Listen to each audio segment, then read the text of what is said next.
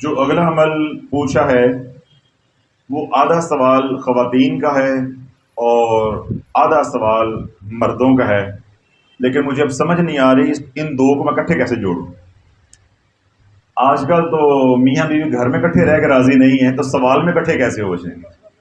تو یہ مجھے بھی آزمائش میں ڈال دیا ہے، لیکن کیونکہ اس کا جواب ایک ہی ہے تو میں ایک ہی جواب دوں گا۔ جنہوں نے آدھا پوچھا ہوا ہے اپنے مسئلے کے لیے، وہ اپنے مسئلے کے لیے سمجھیں۔ پہلے ہے مردوں کا مسئلہ، ہے وہ عورتوں کا بھی لیکن مردوں کا زیادہ مسئلہ ہے، کیونکہ ہمیں واسطہ پڑتا ہے دفاتر کے اندر، باہر کاروباری معاملات ہم نے مردوں نے دیکھنے ہوتے ہیں۔ سوال یہ ہے کہ حضرت صاحب آج کل رشوت کا دور ہے۔ کیا ہے؟ رشوت کا دور ہے۔ جس دفتر میں بھی جائیں وہ کہتے ہیں جی فائل کو پہیے لگاؤ، آج نہیں کام کرنا، کل آنا، پرسوں آنا، فلاں دن آنا۔ قاری صاحب آپ پریشان نہ ہو، آپ کی بات نہیں کر رہا، آپ تو ریٹائر ہو گئے ہیں اب تو۔ اب جو آفیسرز ہوتے ہیں یا نیچے والا عملہ ہوتا ہے وہ کیا کہتا ہے؟ صاحب جی کہہ رہے ہیں پہیے لاؤ۔ اس طرح اگر آپ کسی باہر پرائیویٹ سیکٹر میں کسی کام پہ بھی جا رہے ہیں تو ہمارا ایک مزاج بن گیا ہوا کل آنا، کل آنا۔ اس طرح آپ نے کسی کو پیسے دے دیے ہوئے ہیں ادھار، تو وہ آج نہیں ہے جمعرات کو لے جانا، یا آج تو سیل نہیں ہوئی اتوار کو لے جانا، اتوار کو گئے اگلی جمعرات کو آ جانا، پھر اگلی جمعرات کو گئے یار محرم آ گیا، محرم کے بعد آ جانا، محرم کے بعد گئی یار عید آ گئی، عید کے بعد آ جانا۔ جس طرح ہمارا مزاج بنا ہوا ہے، تو لوگ کسی کام کے اندر رکاوٹ ہو، یہ تو میں نے مثال دی ہے، مجھے معلوم نہیں ہے انہوں نے کس نیت سے پوچھا ہوا ہے۔ کسی بھی کام کے لیے گھر سے آپ نکلیں، بیٹی کا رشتہ دیکھنے جا رہے ہیں، کسی سے جس طرح میں نے کہا کہ قرضہ دیا ہوا واپسی کا تقاضا کرنے جا رہے ہیں، کوئی سرکاری یا پرائیویٹ دفتر میں کوئی کام ہے ادھر جا رہے ہیں، یا آپ سودا سلف لینے کے لیے جا رہے ہیں، اپنی دکان کا سامان یعنی پرچیزنگ کرنے کے لیے جا رہے ہیں۔ یعنی زندگی کا میرے کہنے اور عرض کرنے کا مقصد یہ ہے کہ زندگی کا کوئی بھی معاملہ ہے، آپ کا کسی سے واسطہ پڑنے جا رہا ہے، چاہے آپ مرد ہیں چاہے آپ عورت ہیں، کیونکہ مردوں کا زیادہ واسطہ پڑتا ہے، اس لیے میں نے ترجیحاً بار بار مرد کا نام لیا ہے، وگرنہ جو عورتیں اب باہر نکلتی ہیں یہ عمل انہیں بھی ضروری ہے۔ تو اللہ تعالیٰ جب بھی گھر سے نکلیں، جس کام کے لیے بھی نکلیں، اور آپ یہ چاہیں کہ میں کام کے لیے جا رہا ہوں تو اللہ آسانی کر دے، آج ہی میرا کام ہو جائے۔ جس طرح آپ کچہری جا رہے ہیں، تاریخ ہے، تو آپ کیا چاہیں گے کہ اللہ کرے آج ہمارے حق میں فیصلہ ہو جائے، ہماری جان چھوٹ جائے۔ اس طرح کسی سے قرضہ واپس لینا ہے، آج ہی ہمارا کام ہو جائے، یا کوئی اور کام ہے کسی نے لارا لگایا ہوا ہے، وقت دیا ہوا ہے، تو آپ کیا دعا کرتے ہوئے جائیں گے کہ اللہ کرے آج ہمارا کام ہو جائے۔ تو اللہ تعالیٰ جب ایسی صورتحال کا آپ کو سامنا ہو، جب گھر سے نکلیں تو سورہ صفات کی آخری 3 آیات مبارکہ، سورہ صفات کی آخری 3 آیات مبارکہ، سبحان ربک رب العزت عما یصفون والسلام علی المرسلین والحمد للہ رب العالمین، یہ چھوٹی سی آیات مبارکہ ہیں، تینوں چھوٹی چھوٹی، یہ 21 بار پڑھ کے، یہ 21 بار پڑھ کے اپنے ہاتھوں پہ دم کرنے اور اپنے چہرے پہ یوں پھیر لینے ہیں، پھر اس کے بعد آسمان کی طرف کر کے منہ کر کے پھونک مار دینی ہے۔ اللہ بولو جس کام کو ہاتھ ڈالو گے اللہ مٹی کو بھی سونا کر دے گا، اللہ مٹی کو بھی سونا کر دے گا۔ آپ یہ عمل کر کے بعد نماز فجر یعنی مسجد سے جوتے پہن کے نکل رہے ہیں، گھر آنے تک کر لیں، یعنی اس میں کوئی بہانہ نہیں ہے، کوئی مصلی ہوگا، وضو ہوگا، قبلہ رخ ہوں گے، پیر دی مٹی نہ ہلے، کوئی چکر نہیں ہے، بس یہ ہے کہ دل بے ایمان نہ ہو، وہ نہ ہلے اپنی جگہ پہ کہ بھائی پڑھنا ہے، ارادہ ہو کہ بھائی میں نے اللہ سے اپنے کام نکلوانے، اللہ چاہے گا تو کام ہوگا۔ مسجد سے جوتا پہن کے نکل رہے ہیں، گھر موٹر سائیکل سٹارٹ کر رہے ہیں، پڑھ لیں، گاڑی پہ بیٹھ کے باہر نکلے ہیں، اپنے پور سے گاڑی باہر نکال رہے ہیں، اوپر نہیں پڑا گیا گھر میں تو نکلنے پڑھ لیں، دفتر میں نہیں یاد رہا دفتر میں داخل ہوتے ہوتے پڑھ لیں۔ اس طرح سرکاری ملازم ہیں، وہ کہتے ہیں ہماری دفتر کے اندر عزت ہو، ماں باپ کہتے ہیں ہماری گھر میں عزت ہو، باہر کے کام نہیں ہوتے، آپ کہتے ہیں ہماری عزت ہو، ہمارا کام ہو جائے، تو اللہ بس اس عمل کو روزانہ کرو، روزانہ کرو، روزانہ کرو۔ جب بار بار اس عمل کو کریں گے یعنی روزانہ کریں گے، آپ کی زبان میں اس کی تاثیر آ جائے گی، پھر جس دن بھی پڑھو گے، پھر میں نے کیا کہا ہے کہ مٹی کو بھی ہاتھ ڈالو گے اللہ سونا کر دے گا۔ اور 21 بار پڑھنا کیا ہے؟ سبحان ربک رب العزت عما یصفون والسلام علی المرسلین والحمد للہ رب العالمین، 21 بار پڑھ کے ہاتھوں پہ دم کر کے چہرے پہ پھیر لینے ہیں اور آسمان کی طرف پھونک مار دینی ہے، پھر کام جانے اور اللہ جانے، پھر انشاءاللہ اللہ آسانیاں فرما دے گا۔ یہ سوال کا پہلا حصہ تھا۔ سوال کا دوسرا حصہ ہے، اس کا بھی تعلق مردوں کے ساتھ تھوڑا ہے، اس کا عورتوں کے ساتھ زیادہ ہے۔ وہ یہ ہے کہ حضرت صاحب ہمارا چہرہ روشن ہو جائے، اس کے لیے کوئی عمل بتائیں۔ تو یہی عمل چہرہ روشن کرنے کے لیے بھی ہے۔ اس لیے میں نے کہا تھا کہ ایک ہی عمل ہے، وہ دونوں کاموں کے لیے استعمال ہو جائے گا، عورتیں کرنا چاہیں مرد کرنا چاہیں۔ اگر عورتیں یہ چاہتی ہیں کہ ہمارا چہرہ جو ہے وہ روشن ہو جائے، تو کیا مردوں کو ضرورت نہیں ہے؟ مردوں کو ضرورت نہیں؟ اب ایسا کہتا ہے مجھے ضرورت ہے، کیونکہ اس کی نئی نئی ابھی شادی ہوئی ہے۔ اسے ابھی معلوم نہیں نا کہ جب شادی کو 10 سال ہو جائیں تو جو گولڈن سیب کی طرح بھی ہوتا ہے نا، وہ بھی جامن کی طرح کالا ہو جاتا ہے۔ جب کما کے کھلانا پڑتا ہے نا تو بچے یہ ساری لالیاں ختم ہو جاتی ہیں۔ یہ لالیاں شادی کے پہلے 3-4 سال ہی ہوتی ہیں، وہ بھی اگر بن جائے آپس میں تو اللہ یہ قائم اور دائم رکھے آدم موت تک سب کی ہے۔ مرد ہیں یا عورتیں ہیں، آپ یہ چاہتے ہیں کہ ہمارے چہرہ روشن ہو جائے۔ تو کچھ عرصہ پہلے بھی میں نے یہ عمل بتایا تھا، تو اللہ میں نے یہ بات عرض کی تھی، انہی باتوں کو میں دوبارہ دہرا رہا ہوں۔ یہ ٹھیک ہے، ایک تدبیر ہے کہ آپ یہ پڑھیں گے، اس سے چہرہ روشن ہو جائے گا۔ قرآن ہے، اس کی عظمت، اس کی تاثیر اپنی جگہ پہ ہے۔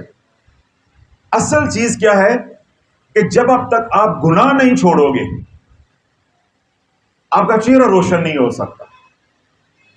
کیوں؟ دل اگر کالا ہے تو چہرہ جو ہے وہ منور کیسے ہو جائے گا؟ تو اللہ کے نبی علیہ السلام نے کیا بات ارشاد فرمائی ہے؟ حدیث پاک اس کا مفہوم ہے کہ جب انسان گناہ کرتا ہے تو اس کے دل کے اوپر ایک کالا دبا نشان لگ جاتا ہے۔ جب وہ توبہ کرتا ہے تو وہ مٹ جاتا ہے، اور اگر توبہ نہیں کرتا اور بار بار گناہ کرتا رہتا ہے تو کالے نشان لگتے رہتے ہیں، اور آخر کیا ہوتا ہے کہ سارا دل ہی سیاہ ہو جاتا ہے۔ تو اللہ بولو دل ہی سیاہ ہو جائے گا تو یہ سب کچھ چمکتا رہے گا، یہ چمکتا رہے گا۔ یہ وظیفے پڑھنے سے تو نہیں بات ہو جائے گی، بات تو یہ ہے ہم گناہوں سے بچ جائیں۔ تو وظائف بتانے کا مقصود اور مطلوب ہوتا ہے کہ اللہ کا ذکر کرتے کرتے ہم گناہوں سے بھی بچنے والے بن جائیں۔ تو اللہ رب العزت نے اس امت کے ساتھ، یعنی امت محمدی کے ساتھ جو سلوک کیا ہے یا جو نوازا ہے، اللہ نے جو انعام دیا ہے وہ یہ کہ رب کہتا ہے کہ تو گناہ کرتا جا، میں چھپاتا جاؤں گا۔ تو گناہ کرتا جا، میں چھپاتا جاؤں گا۔ تو نیکی کرتا جا، میں زمانے کو دکھاتا جاؤں گا۔ یہ صرف ہمارے ساتھ ہے، یعنی امت محمدی کے ساتھ اللہ کا یہ اصول، یہ ضابطہ ہے۔ پہلی امتوں کے ساتھ یہ تھا کہ وہ گناہ کرتی تھی، اللہ سارے زمانے کو بتا دیتا تھا۔ ان کے گھر کے دروازے کے اوپر اللہ لکھواتا تھا اس نے یہ گناہ کیا ہے۔ بعض امتیں آئیں کہ ان کے گھر کی دہلیز کے اوپر گناہوں کو لکھا جاتا تھا۔ بعض امتیں آئیں ان کے گھر کی دیواروں کے اوپر گناہ لکھا جاتا تھا، اس نے زنا کیا، اس نے بدکاری کی، اس نے فلاں کیا ہے۔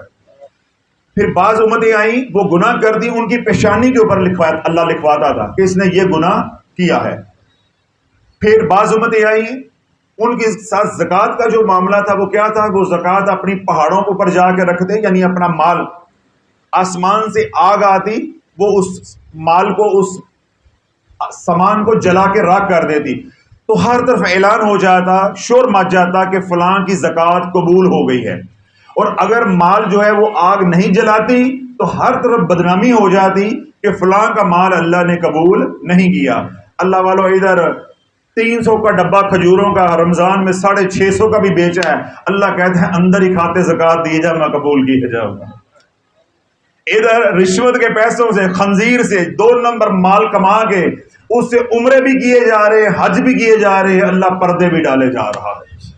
تو پہلی امتوں سے کیا تھا؟ وہ گناہ کرتے تھے، اللہ اعلان کر دیتا۔ ادھر ہمارے ساتھ کیا ہے؟ حضور علیہ الصلوۃ والسلام کی زلفوں کے صدقے کہ تو گناہ کرتا جا، میں چھپاتا جاؤں گا، تو نیکی کرتا جا، میں زمانے کو دکھاتا جاؤں گا۔ تو اللہ بولو جتنے نیک اعمال آپ کرو گے، اللہ ان نیک اعمال کو آپ کے اعضاء کے اوپر، چہرے کے اوپر، ہاتھوں کے اوپر، بازوں کے اوپر، یعنی جو اعضاء نظر آتے ہیں ان کے اوپر سجاتا جائے گا۔ تو وہ کیا ہوتے جائے گا؟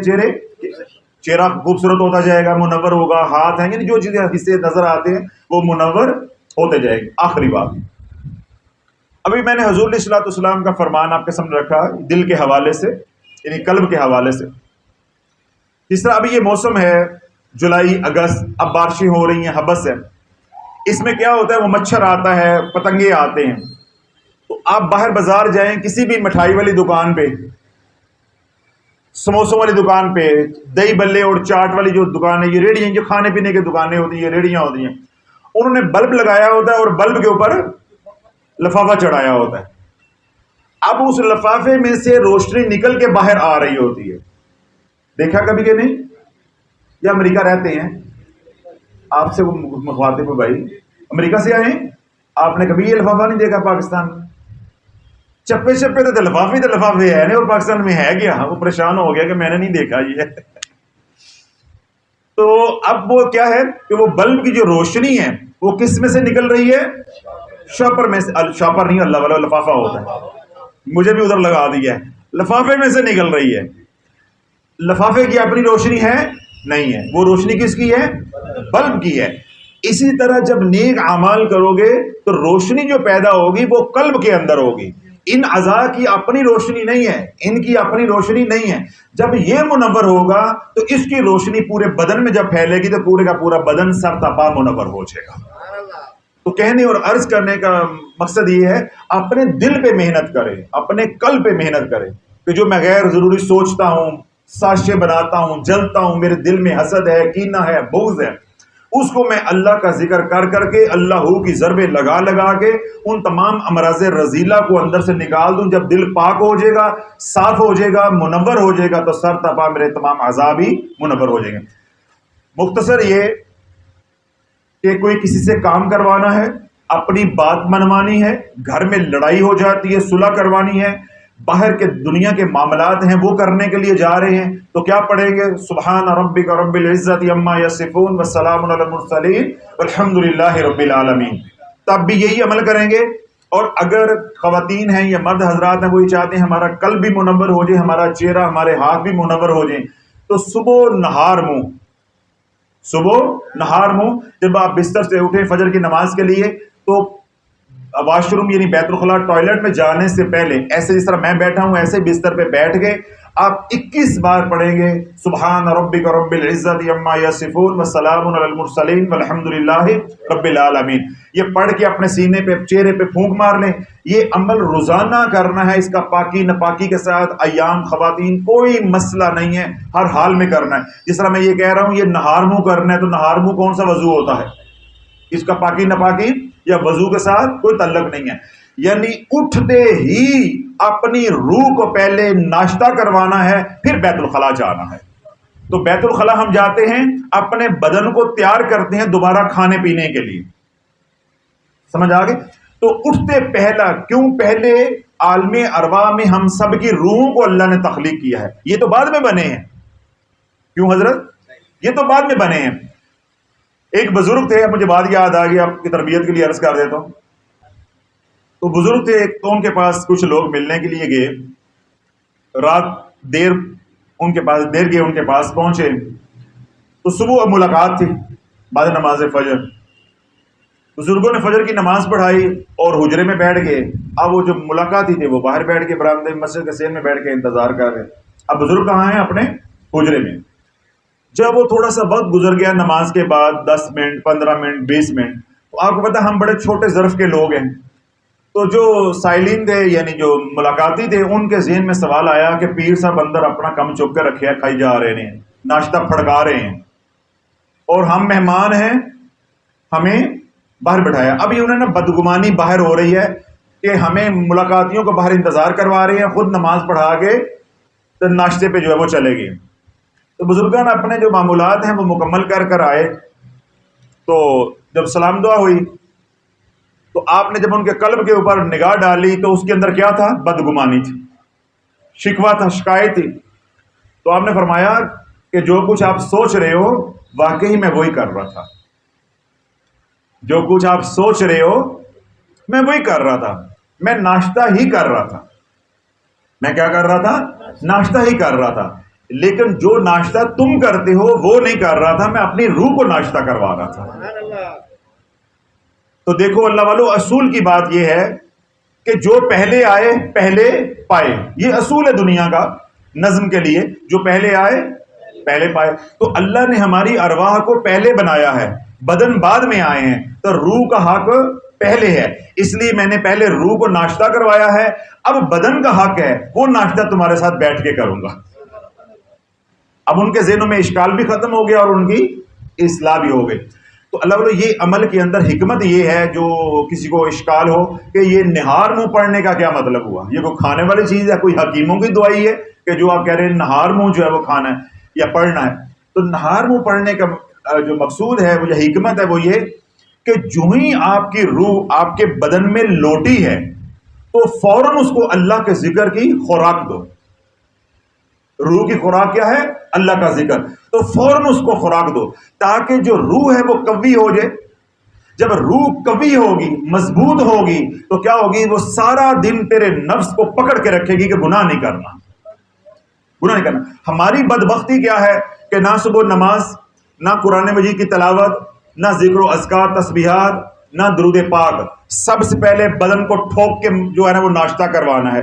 جب بدن کو ناشتہ کروایا جائے گا، 1.5 کلو کھا کے دفتر جائیں گے، بدن تگڑا ہوگا، نفس بگڑے گا، وہ روح کی مانے گا؟ اب روح کی غذا ہے اللہ کا ذکر، قرآن کی تلاوت، درود و سلام، تسبیحات۔ روح اپنی خوراک مانگے گی۔ اب یہ جس نے 1.5 کلو کھایا ہوا ہے، یہ آرام مانگے گا۔ یہ جاتے ہی دفتر میں بیٹھے گا تو بیل دے گا، یار چاہت لے گیا، نیند آندہ ہی ہے۔ اب کو کاروبار والا ہے تو وہ جا کے اپنی سیٹ پہ بیٹھے گا تو ساتھ ہی جو جمائیاں آنی شروع ہو جائیں گی۔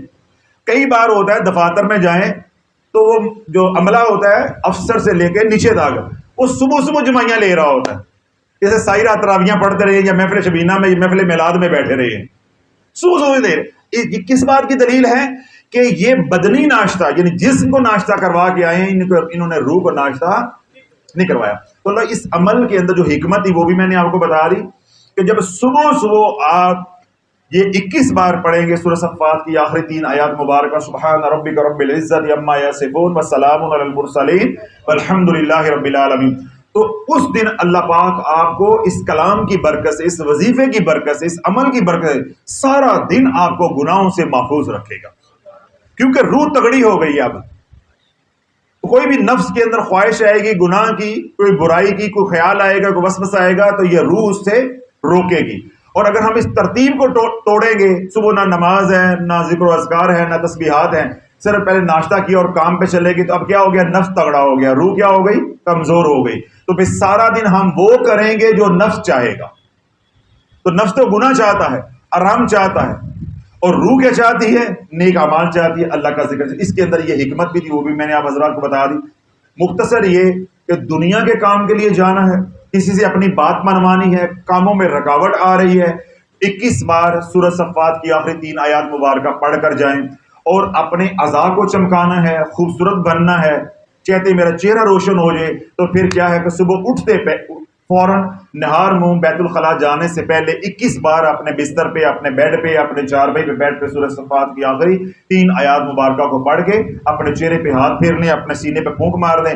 انشاءاللہ چمکانے والا چمکال تیرا ظاہر بھی چمکا دے گا، تیرے باطن کو بھی چمکا دے گا۔ اب تمام حضرات کو اجازت ہے، جو سوشل میڈیا پہ سنیں انہیں بھی اجازت۔